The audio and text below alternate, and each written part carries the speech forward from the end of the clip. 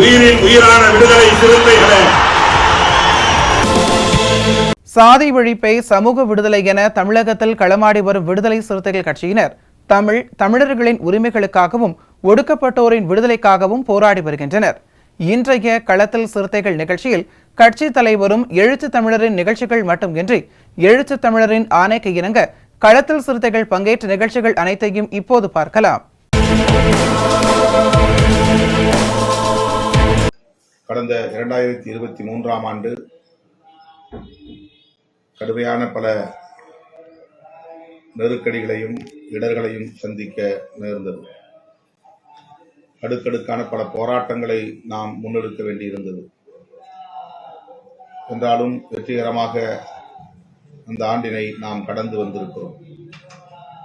இயற்கை பேரிடரும் நம்மை வெகுவாக பாதிக்க செய்தது. சென்னை உள்ளிட்ட வட மாவட்டங்கள் 11 மாவட்டங்கள் கடுமையான பாதிப்புக்குள்ளாயின.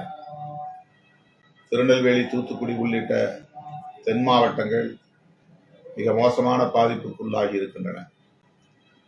இயற்கை பேரிடரால் ஏற்பட்டிருக்கிற பாதிப்புகளில் இருந்து இன்னும் மக்கள் மீட்சி பெறவில்லை. 2023ஆம் ஆண்டில் அரசியல் களம் எவ்வளவு கடுமையானதாக இருந்தது என்பதை நாம் அறிவோம். நாடாளுமன்றத்தில் பார்வையாளர் மாடத்தில் வேடிக்கை பார்க்க வருகை தந்திருந்த பார்வையாளர்கள் 2 பேர் மக்களவையின் மையத்திலே குதித்து மஞ்சள் புகையை வீசிய அத்துமீறலை நாம் அறிவோம். உலகமே அதை வேடிக்கை பார்த்தது, வெட்கக்கேடாக அமைந்தது. நாட்டை ஆளுவோர் கூடுகிற உயரிய பெருமன்றத்திலேயே பாதுகாப்பில்லை என்கிற நிலையை அந்த நிகழ்வு உலக அரங்கில் பதிவு செய்தது. இந்திய தேசத்திற்கே பெரும் தலைக்குனிவை ஏற்படுத்தியது. அது தொடர்பாக எதிர்க்கட்சிகள் விவாதிக்க வேண்டும் என்று வலியுறுத்திய நிலையிலும் கூட இரு அவைகளிலும் வரலாற்றில் இதுவரை முன் எப்போதும் இல்லாத அளவுக்கு 146 நாடாளுமன்ற உறுப்பினர்களை இடைநீக்கம் செய்தது 2023 நடந்த அநீதியாகும். ஜனநாயகத்தை அவர்கள் மதிக்கவில்லை, அரசமைப்பு சட்டத்தை மதிக்கவில்லை, நாடாளுமன்ற மரபுகளை மதிக்கவில்லை என்பது 146 நாடாளுமன்ற உறுப்பினர்களை இடைநீக்கம் செய்ததில் இருந்து உறுதிப்படுத்தப்பட்டிருக்கிறது. தமிழக அரசியலிலும் பல்வேறு நெருக்கடிகளை நாம் சந்தித்திருக்கிறோம். தென் மாவட்டங்களில் அடுக்கடுக்கான படுகொலைகள் சாதியின் பெயரால் நிகழ்ந்து கொண்டிருக்கின்றன.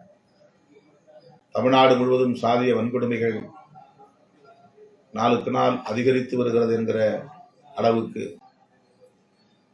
பல்வேறு நிகழ்வுகள் அரங்கேறி இருக்கின்றன. வேங்கை வயலில் குடிநீரில் மனித கழிவை கலந்த கொடூரம் மனிதநேயமுள்ள ஒவ்வொருவரையும் தலைகுனிய வைத்திருக்கிறது. ஓராண்டு கடந்த நிலையில் இன்னும் அந்த கேவலத்தை செய்த குற்றவாளிகள் யாரும் கண்டுபிடிக்கப்படவில்லை என்பது மிகுந்த அதிர்ச்சியையும் வேதனையையும் அளிக்கிறது. இத்தனை இடர்களையும் வன்கொடுமைகளையும் அரசியல் நெருக்கடிகளையும் எதிர்கொண்டவாறே நாம் நமது கருத்தியல் பகையையும் களத்தில் எதிர்கொண்டு வருகிறோம். எல்லா தீங்குகளை விடவும் மிக கொடிய தீங்கு சங் பரிவார்களின் அரசியலாகும். அவர்கள் உயர்த்தி பிடிக்கிற சனாதன செயல் திட்டங்களாகும். சாதியின் பெயரால், மதத்தின் பெயரால் பகையை வளர்க்கிறார்கள். வெறுப்பு அரசியலை திட்டமிட்டு விதைக்கிறார்கள். முஸ்லிம்களுக்கும் கிறிஸ்தவர்களுக்கும் எதிரான வெறுப்பை விதைத்து அரசியல் ஆதாயம் தேடுவதிலே குறியாக இருக்கிறார்கள். இந்தியர்களை இந்துக்கள் என்றும் இந்துக்கள் அல்லாதவர்கள் என்றும் பாகுபடுத்தி வெறுப்பை விதைத்து இந்து பெரும்பான்மைவாதம் என்கிற அடிப்படையில் அரசியல் ஆதாயம் தேடுவதற்கான அனைத்து முயற்சிகளையும் மேற்கொண்டு வருகிறார்கள், சாதித்தும் வருகிறார்கள். ஆங்காங்கே அதில் வெற்றி பெற்று வருகிறார்கள். இந்துக்களை தலித்துகள், தலித் அல்லாதவர்கள் என்று பிரித்து அவர்களுக்கிடையிலான பாகுபாட்டை மேலும் விரிவுபடுத்தி வலுப்படுத்தி அவர்களையும் ஒருங்கிணைய விடாமல் பிளவுபடுத்தி வைப்பதில் வெற்றி கண்டு வருகிறார்கள். இந்தியா முழுவதும் இன்றைக்கு ஓபிசி சமூகங்கள் சிதறி கிடக்கின்றன. தலித் சமூகங்களை சார்ந்தவர்களும் இன்றைக்கு பிளவுண்டு கிடக்கிறார்கள். குறைந்தபட்ச ஒருங்கிணைவு கூட இல்லை என்கிற நிலையை இந்த சங் பரிவார்கள் திட்டமிட்டு செய்து வருகிறார்கள். இப்படிப்பட்ட ஒரு நெருக்கடியான நிலையில் எல்லா தீங்குகளை விடவும் நாட்டுக்கு நேர்ந்திருக்கிற தீங்கு, அரசமைப்பு சட்டத்திற்கு நேர்ந்திருக்கிற தீங்கு முதன்மையானதாக இருக்கிறது. ஆகவே அரசமைப்பு சட்டத்தை பாதுகாக்கவும் இந்த தேசத்தை பாதுகாக்கவும் நாம் முதன்மை சிக்கலாக, முதன்மை முரண்களாக அவற்றை முன்னிறுத்தி அதற்கேற்ப செயல் திட்டங்களை வரையறுத்து நாம் களமாடி வருகிறோம்.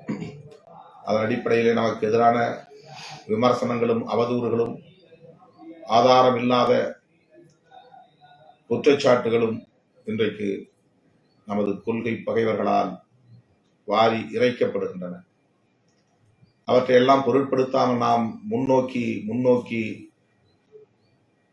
வேகமாக பயணிக்க வேண்டியிருக்கிறது, பணியாற்ற வேண்டியிருக்கிறது.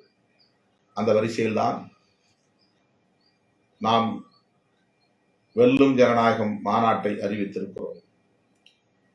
வெல்லும் ஜனநாயக மாநாடு டிசம்பர் 23 முதலில் அறிவிக்கப்பட்டது. அதன் பின்னர் வட மாவட்டங்களில் நேர்ந்த இயற்கை பேரிடரை கடந்து போய்விட முடியாது என்கிற நிலையிலே அதனையும் எதிர்கொள்வதற்கு ஏதுவாக ஒரு வாரம் நாம் தள்ளி 29ஆம் தேதி நடத்துவதாக அறிவித்திருந்தோம். சற்றும் எதிர்பாராமல் தென் மாவட்டங்களில் மிக மோசமான பாதிப்பை ஏற்படுத்தக்கூடிய பெருமழை பெய்தது. வெள்ளம் கரைபுரண்டு ஓடியது.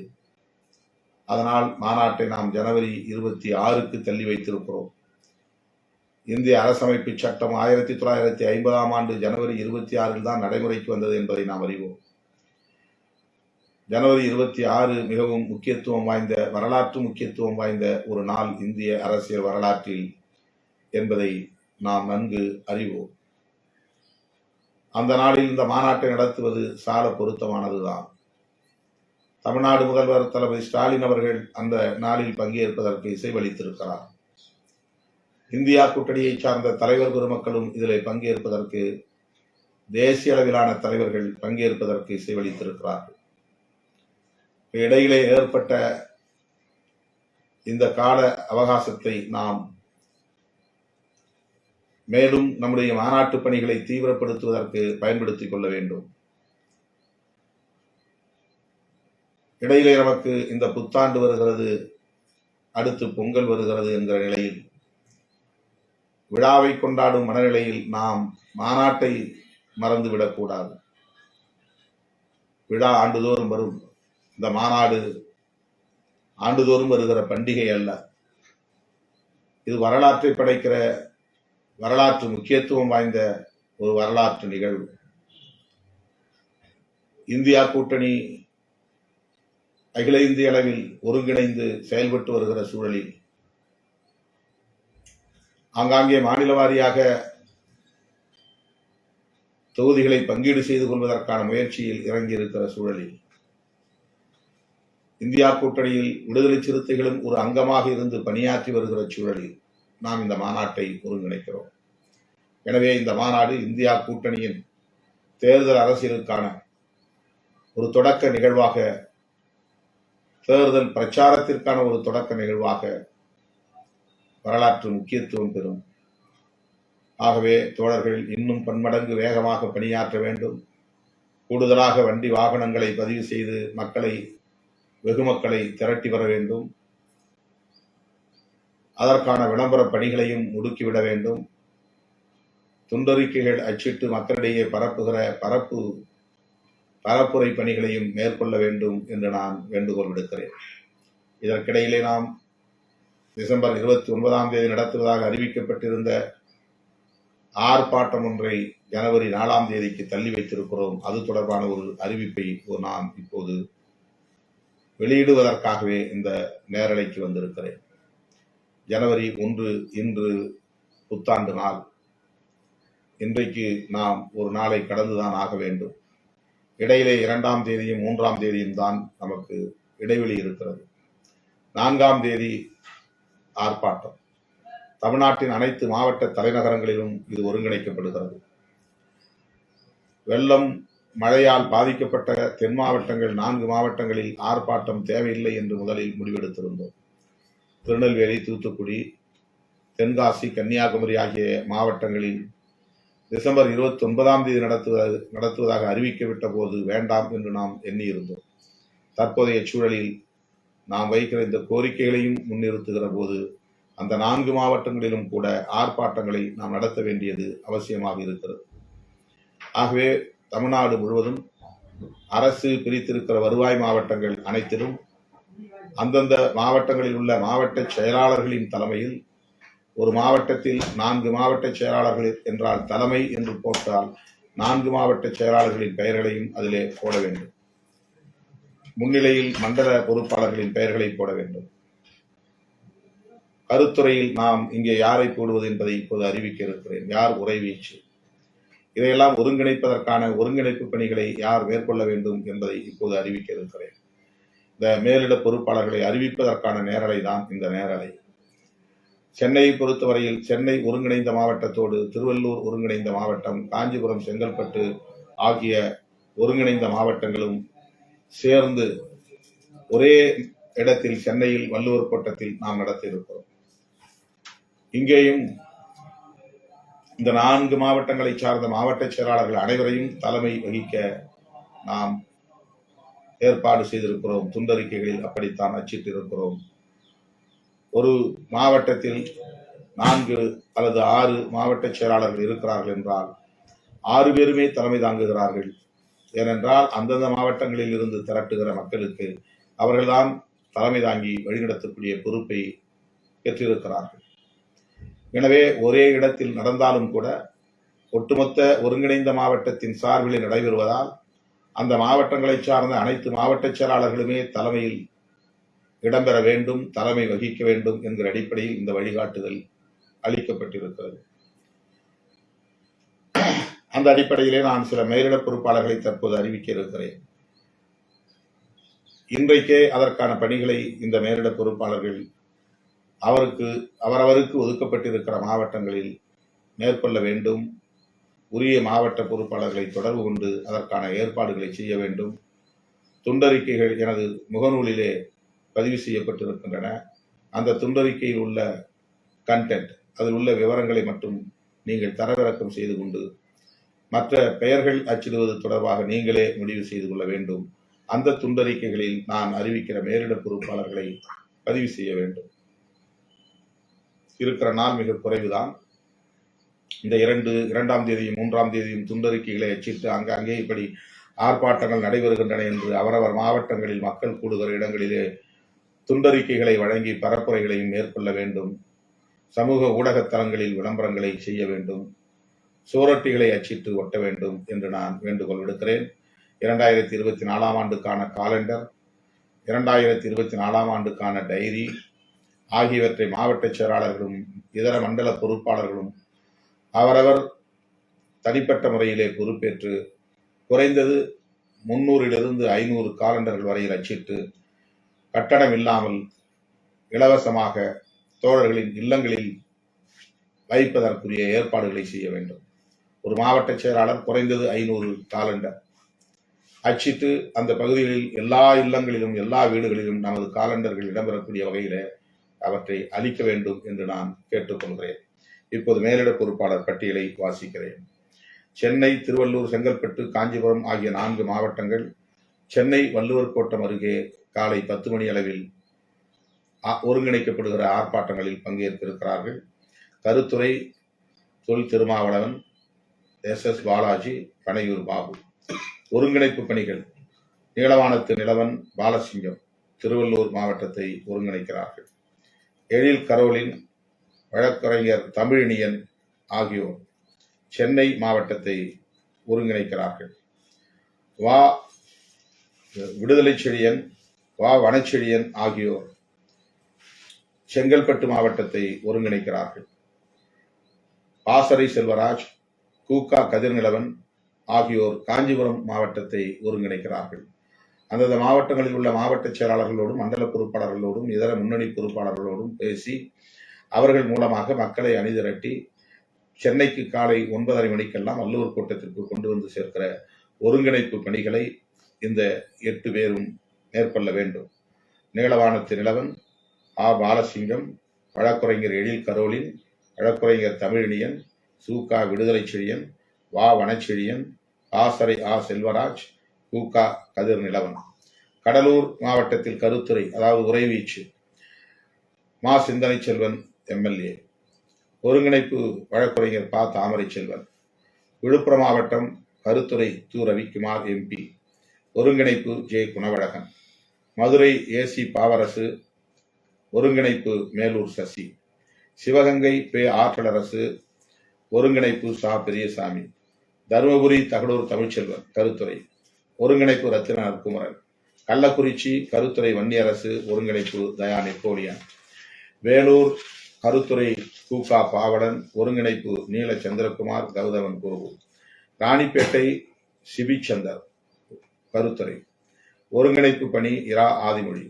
ஒருங்கிணைப்பில் இருப்பவர்களும் உரைவீச்சில் பங்கேற்று உரையாற்ற வேண்டும். ராமநாதபுரம் கலைவேந்தன். ஒருங்கிணைப்பு அப்துல் நாசர். திருவாரூர் கருத்துரை வேலு குணவேந்தன். ஒருங்கிணைப்பு NT இடிமுரசு. கிருஷ்ணகிரி கருத்துரை வழக்கறிஞர் ரஜினிகாந்த். ஒருங்கிணைப்பு தமிழ் அன்வர். அரியலூர் கருத்துரை வழக்குரைஞர் தீசா திருமார்வன். ஒருங்கிணைப்பு அன்பானந்தம். ஈரோடு கனியமுதன். ஒருங்கிணைப்பு வளவன் வாசுதேவன். திருவண்ணாமலை வழக்குரைஞர் பார்வேந்தன். ஒருங்கிணைப்பு கோமு நந்தன். தேனி கருத்துரை தமிழ்வாணன். ஒருங்கிணைப்பு பாண்டியம்மாள். கோவை கருத்துரை சங்கத்தமிழன். ஒருங்கிணைப்பு நாசா இளவரசன். திருப்பத்தூர் கோவேந்தன். ஒருங்கிணைப்பு அசோகன். நாகை ஆலூர் ஷானவாஸ். ஒருங்கிணைப்பு ஆக்கூர் செல்வராஜ். திண்டுக்கல் வழக்குரைஞர் வில்லவன் கோதை. கருத்துரை. ஒருங்கிணைப்பு உலக நம்பி. விருதுநகர் எல்லாளன். ஒருங்கிணைப்பு கரும்பாலை போஸ். தஞ்சாவூர் குடந்தை தமிழினி. கருத்துரை. ஒருங்கிணைப்பு இளந்தென்றல். திருச்சி புதுவை பாவாணன். கருத்துரை. ஒருங்கிணைப்பு J தங்கதுரை. மயிலாடுதுறை பொதினி வளவன். ஒருங்கிணைப்பு அறிவழகன். பெரம்பலூர் கவிஞர் இளமாறன். கருத்துரை. ஒருங்கிணைப்பு கிட்டு. புதுக்கோட்டை வழக்குரைஞர் விவேகானந்தன். ஒருங்கிணைப்பு சதாசிவகுமார். கருத்துரை வழக்குரைஞர் விவேகானந்தன். கரூர் கருத்துரை வேலுச்சாமி என்கிற தமிழ்வேந்தன். ஒருங்கிணைப்பு தமிழாதன். நாமக்கல் கருத்துரை பாவேந்தன். ஒருங்கிணைப்பு நாமக்கல் மணிமாறன். திருப்பூர் நாவரசன். ஒருங்கிணைப்பு துரைவளவன். நீலமலை சுசி கலையரசன். கருத்துரை. ஒருங்கிணைப்பு ராஜேந்திர பிரபு. புதுச்சேரி கவிஞர் தலையாரி. கருத்துரை. ஒருங்கிணைப்பு அமுதவன். காரைக்கால் கருத்துரை வணங்காமுடி. ஒருங்கிணைப்பு காரை செந்தமிழ் செல்வன். சேலம் கருத்துரை இளஞ்சேக்வேரா. ஒருங்கிணைப்பு வழக்குரைஞர் இமயவரம்பன். தூத்துக்குடி செல்லப்பாண்டியன் கருத்துரை ஒருங்கிணைப்பு முரசு தமிழப்பன். நெல்லை வழக்குரைஞர் இன்குலாப் ஒருங்கிணைப்பு படி களக்காடு சுந்தர். கன்னியாகுமரி சோசு தமிழனியன் ஒருங்கிணைப்பு கன்னியாகுமரியைச் சார்ந்த பகலவன். தென்காசி மாலின் கருத்துரை ஒருங்கிணைப்பு பணி ராப்பு தமிழ்குட்டி. தமிழ்நாட்டில் ஏற்பட்ட வெள்ள பாதிப்பை தீவிர பேரிடராக அறிவிக்க வேண்டும். 2024 நாடாளுமன்ற பொதுத் தேர்தலில் வாக்குச்சீட்டு முறையை மீண்டும் நடைமுறைப்படுத்த வேண்டும் ஆகிய கோரிக்கைகளை வலியுறுத்தி வருகிற 4/1/2024 அன்று நடைபெறும் ஆர்ப்பாட்டங்களில் கீழ்கண்டவாறு பொறுப்பாளர்கள் உரிய மாவட்டங்களில் பங்கேற்க வேண்டும். மேற்கண்டவாறு பொறுப்பாளர்கள் உரிய மாவட்டங்களில் பங்கேற்க வேண்டும். மாவட்ட செயலாளர்களின் தலைமையில் இந்த ஆர்ப்பாட்டத்தை அந்தந்த மாவட்ட தலைநகரங்களில் வெற்றிகரமாக ஒருங்கிணைக்க வேண்டும். இது குறித்தான துண்டறிக்கைகளை பொதுமக்கள் கூடும் இடங்களில் அளித்து பரப்புரை மேற்கொள்ள வேண்டும். தொடர்களே, மாநாட்டுக்கு முன்னதாக நாம் மேற்கொள்ளவிருக்கிற இந்த ஆர்ப்பாட்டமும் மிகவும் முக்கியத்துவம் வாய்ந்தது. 2 கோரிக்கைகள். புயல் மழை வெள்ளத்தை தீவிர பேரிடராக அறிவித்து 21,000 கோடி தமிழ்நாடு அரசு கோரியபடி இந்திய ஒன்றிய அரசு அளிக்க வேண்டும் என்பது முக்கியமான கோரிக்கை. 2வது கோரிக்கை, எலக்ட்ரானிக் ஓட்டிங் மெஷின் என்பது வெளிப்படைத்தன்மையாக இல்லை, எனவே வாக்குச்சீட்டு முறையை நடைமுறைப்படுத்த வேண்டும் என்று வலியுறுத்துகிற கோரிக்கை. இந்த 2 கோரிக்கைகளுக்கான இந்த ஆர்ப்பாட்டங்களை வெற்றிகரமாக ஒருங்கிணைக்க வேண்டும் என்று கேட்டு முடிக்கிறேன். மீண்டும் சந்திப்போம். நன்றி, வணக்கம். விருத்தாச்சலம் அருகே தலித் இளைஞரை பாமக நிர்வாகியின் மகன் கத்தியால் குத்திய சம்பவம் அதிர்ச்சியை ஏற்படுத்தியுள்ளது. கடலூர் மாவட்டம் விருத்தாச்சலம் அடுத்த பெருவருப்பூர் கிராமத்தில் தலித் மக்கள் புத்தாண்டு கொண்டாட்டத்தில் ஈடுபட்டனர். இந்நிகழ்ச்சியில் எழுச்சி தமிழரின் பாடல் இசைக்கப்பட்டுள்ளது. அப்போது அந்த வழியாக வந்த அதே கிராமத்தைச் சேர்ந்த பாமக நிர்வாகியின் மகன் விக்ரம் எழுச்சி தமிழரின் பாடல்களை போடக்கூடாது என கூறி அங்கு இருந்த விடுதலை சிறுத்தைகள் கட்சியின் கொடி கம்பத்தினை காலால் எட்டி உதைத்து தகாத வார்த்தைகளால் திட்டி கலவரத்தில் ஈடுபட்டுள்ளார். அப்போது விக்ரமை அப்பகுதி மக்களை தடுத்து நிறுத்தி வீட்டுக்கு அனுப்பி வைத்துள்ளனர். இந்நிலையில் காலை இயற்கை உபாதை கழிக்க வந்த தலித் இளைஞர் சிவகுமார் என்பவரை விக்ரம் உள்ளிட்ட 10க்கும் மேற்பட்டோர் சுற்றி வளைத்து கத்தியால் குத்தி தாக்கியுள்ளனர். இதில் படுகாயமடைந்த சிவகுமாரை மீட்ட அக்கம் பக்கத்தினர் விருத்தாச்சலம் அரசு மருத்துவமனையில் சிகிச்சைக்காக அனுமதித்துள்ளனர். இதுகுறித்து தகவல் அறிந்து வந்த கம்மாபுரம் போலீசார் வழக்கு பதிவு செய்து விசாரணை செய்து வருகின்றனர். இந்நிலையில் மருத்துவமனையில் சிகிச்சை பெற்று வரும் சிவகுமாரை விடுதலை சிறுத்தைகள் கட்சியின் மைய மாவட்ட செயலாளர் நீதிவள்ளல், மண்டல துணைச் செயலாளர் 5000, ஒன்றிய துணைச் செயலாளர் சிறுவரப்பூர் குமார், விருத்தாச்சலம் நகர பொருளாளர் மேட்டுக்காலனி முருகன், தனசேகர், பெருவரப்பூர் ஊராட்சி மன்ற தலைவர் ஞானசேகரன் உள்ளிட்டோர் நேரில் சந்தித்து ஆறுதல் கூறினர். கடலூர் மாவட்டம் கமாபுரம் ஒன்றியம் பெருவரப்பூர் கிராமத்தில் ஆங்கில புத்தாண்டை முன்னிட்டு கிராம பொதுமக்கள் அங்கே பாடல்களை ஒளிபரப்பிக் கொண்டிருந்திருக்கிறார்கள். அப்போது எங்களுடைய தலைவர் எழுச்சி தமிழர் விடுதலை சிறுத்தைகளின் பாடல் அங்கே ஒளிபரப்பாகி இருக்கிறது. அப்போது அந்த வழியாக வந்த பெருவரப்பூர் கிராமத்தை சார்ந்த விக்ரம் என்கிற நபர் அங்கே அந்த பேருந்து நிலையத்திற்கு பெருவரப்பூர் பேருந்து நிலையத்துக்கு அருகே பாடல் ஓடிக்கொண்டிருந்த போது வண்டியை ரேஸ் செய்திருக்கிறான். ரேஸ் செய்தது மட்டுமல்லாமல் எங்களுடைய தலைவரை இழிவாக கொச்சையான வார்த்தைகளால் திட்டியிருக்கிறான். திட்டியது மட்டுமல்லாமல் அங்கே கொடிக்கம்பத்தை காலால் உதைத்திருக்கிறான். அங்கே கூடியிருந்த இளைஞர்கள் உடனடியாக எதற்கு இப்படி செய்கிறாய் என்று அவனை சத்தம் போட்டு அனுப்பியிருக்கிறார்கள். அவன் உடனடியாக கமாபுரத்திலிருந்து அவனுக்கு வேண்டிய நபர்களையும் அருகே உள்ள கிராமத்திலிருந்து அவனுக்கு வேண்டிய நபர்களையும் வரவழைத்து கலவரம் மூட்ட திட்டமிட்டிருக்கிறார். ஆனாலும் ஊரிலே அனைவரும் பேசி அவனை கலைத்து அனுப்பியிருக்கிறார்கள். மீண்டும் இன்று காலை 8 மணி அளவில் சிவகுமார் எப்போதும் போல் வெளியே செல்வதற்காக பாத்ரூம் செல்வதற்காக வெளியே சென்றிருக்கிறான். அப்போது அந்த விக்ரமின் தந்தை ஜெயக்குமார், அவர் ஒரு வயதில் மூத்தவர், 40-50க்கு மேல் உள்ள ஒரு முதிர்ச்சி பெற்றவர். ஆனால் அவர் இந்த செல்வகுமாரின் சட்டையை பிடித்து கொண்டு இவனை கத்தியால் குத்தி கொலை செய் என்று சொல்லியிருக்கிறார். சாதி பெயரை சொல்லி கொச்சையாக தீட்டி இவனை கத்தியால் குத்து என்று ஜெயக்குமார் விக்ரமனிடம் அவருடைய மகனிடம் சொல்லியிருக்கிறார். எனவே விக்ரமன் அவர்கள் உடனடியாக கத்தி எடுத்து செல்வகுமாரை கொலை செய்வதற்கு கத்தியால் குத்தி இருக்கிறான். சிவகுமாரை கத்தியால் குத்தி இருக்கிறான். அவன் திடீரென்று இப்படி திரும்பியவுடன் ஒன் சைடாக கையில் பட்டிருக்கிறது. எனவே இப்படிப்பட்ட கொலைவெறி தாக்குதலை நடத்திய ஜெயக்குமாரை உடனடியாக கைது செய்ய வேண்டும். கத்தியால் குத்திய விக்ரமனை உடனடியாக கைது செய்ய வேண்டும். 2 பேரையும் உடனடியாக வன்கொடுமை தடுப்பு சட்டத்தில் கைது செய்ய வேண்டும். 2024 ஆண்டு புத்தாண்டு தினத்தில் இப்படிப்பட்ட ஒரு சாதிய கலவரத்தை நடத்த திட்டமிட்டிருக்கிறார்கள்.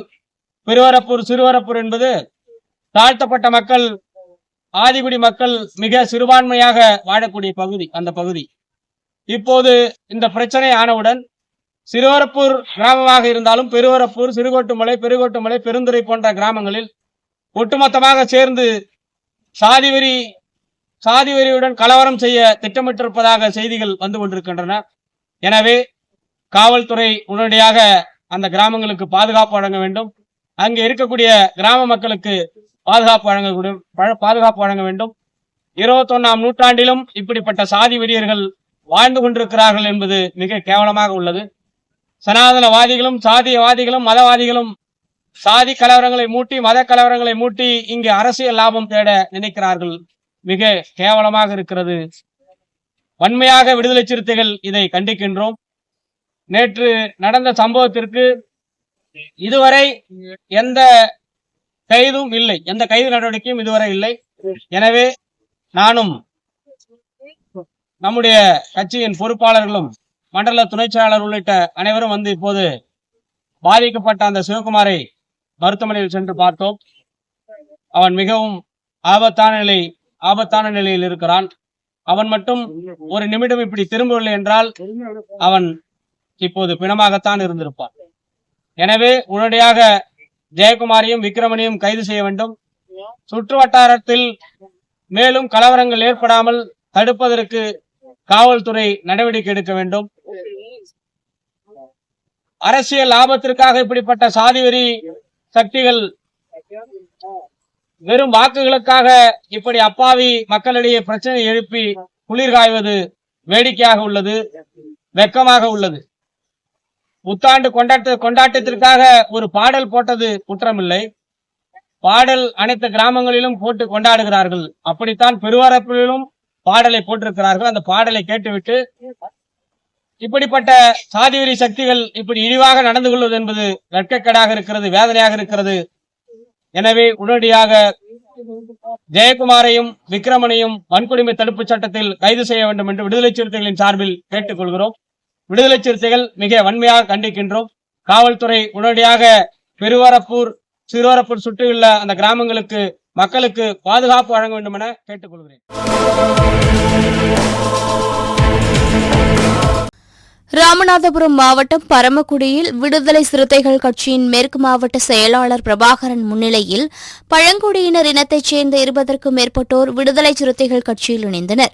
இந்நிகழ்ச்சியில் பழங்குடியினர் மாவட்ட அமைப்பாளர் வழிமாறன், பரமக்குடி சட்டமன்ற தொகுதி செயலாளர் சதானந்தம், பரமக்குடி நகர் செயலாளர் பாயம்புலி சரவண பாண்டியன், முன்னாள் நகர துணைச் செயலாளர் அகமது இப்ராஹிம் உள்ளிட்டோர் கலந்து கொண்டனர்.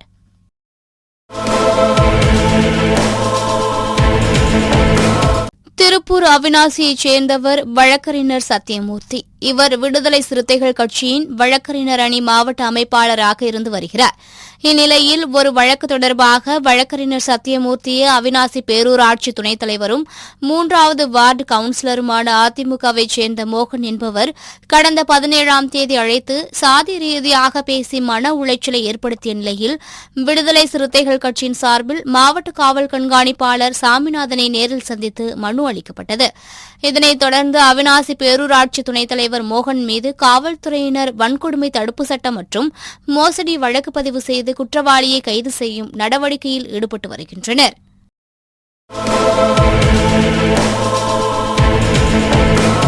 மதுரை மாவட்டம் கோபுதூர் பேருந்து நிலையத்தில் விடுதலை சிறுத்தைகள் கட்சியின் சார்பில் பீமா கோராகான் நினைவேந்தல் நிகழ்வு நடைபெற்றது.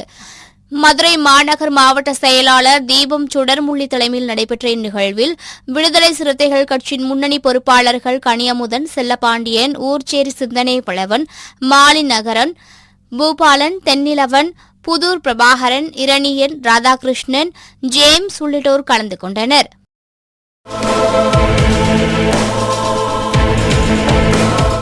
விடுதலை சிறுத்தைகள் கட்சியின் சார்பில் ஜனவரி 26ஆம் தேதி திருச்சியில் வெல்லும் ஜனநாயக மாநாடு நடைபெறுவதையொட்டி தஞ்சாவூர் மாவட்டம் ஒரத்தநாட்டில் விடுதலை சிறுத்தைகள் கட்சியின் மேற்கு ஒன்றியம் ஆலோசனைக் கூட்டம் நடைபெற்றது.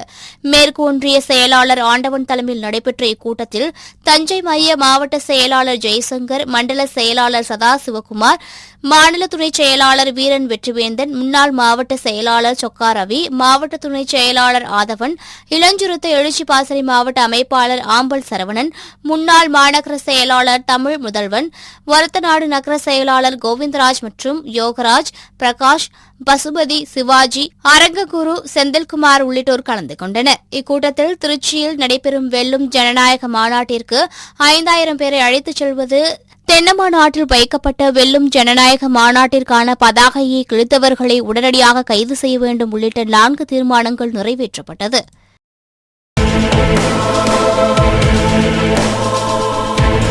இன்றைய களத்தல் சிறுத்தைகள் நிகழ்ச்சியில் விடுதலை சிறுத்தைகள் கட்சியினர் நிகழ்ச்சிகள் அனைத்தையும் பார்த்தோம். நாளையும் இதேபோன்று சிறுத்தைகளின் பாய்ச்சலை களத்தில் காண்போம். வணக்கம்.